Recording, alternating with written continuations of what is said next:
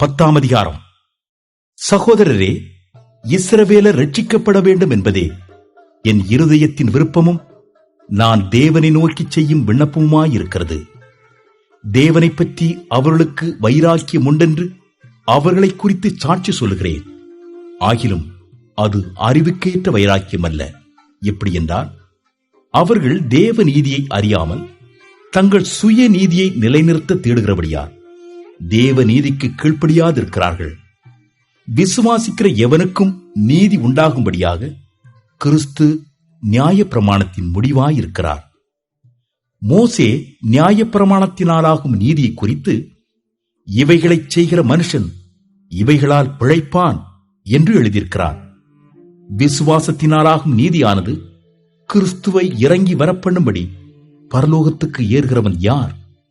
அல்லது கிறிஸ்துவை மரித்தோரிலிருந்து ஏறி வரப்பண்ணும்படி பாதாளத்துக்கு இறங்குகிறவன் யார் என்று உன் உள்ளத்திலே சொல்லாதிருப்பாயாக என்று சொல்லுகிறதுமன்றி, இந்த வார்த்தை உனக்கு சமீபமாய் உன் வாயிலும் உன் இருதயத்திலும் இருக்கிறது என்றும் சொல்லுகிறது. இந்த வார்த்தை நாங்கள் பிரசங்கிக்கிற விசுவாசத்தின் வார்த்தையே. என்னவென்றால், கர்த்தராகிய இயேசுவை நீ உன் வாயினாலே அறிக்கையிட்டு தேவன் அவரை மரித்தோரிலிருந்து எழுப்பினார் என்று உன் இருதயத்திலே விசுவாசித்தால் ரட்சிக்கப்படுவாய். நீதி உண்டாக இருதயத்திலே விசுவாசிக்கப்படும், ரட்சிப்பு உண்டாக வாயினாலே அறிக்கை பண்ணப்படும். அவரை விசுவாசிக்கிறவன் எவனோ அவன் வெட்கப்படுவதில்லை என்று வேதம் சொல்கிறது. யூதன் என்றும் கிரேக்கன் என்றும் வித்தியாசமே இல்லை. எல்லாருக்கும் கர்த்தரானவர் தம்மை தொழுது கொள்ளுகிற யாவருக்கும் ஐஸ்வர்ய சம்பன்னராயிருக்கிறார். ஆதலால் கர்த்தருடைய நாமத்தை தொழுது கொள்ளுகிற எவனும் ரட்சிக்கப்படுவான். அவரை விசுவாசியாதவர்கள் எப்படி அவரை தொழுது கொள்வார்கள்? அவரை குறித்து கேள்விப்படாதவர்கள் எப்படி விசுவாசிப்பார்கள்? பிரசங்கிக்கிறவன் இல்லாவிட்டால் எப்படி கேள்விப்படுவார்கள்? அனுப்பப்படாவிட்டால் எப்படி பிரசங்கிப்பார்கள்?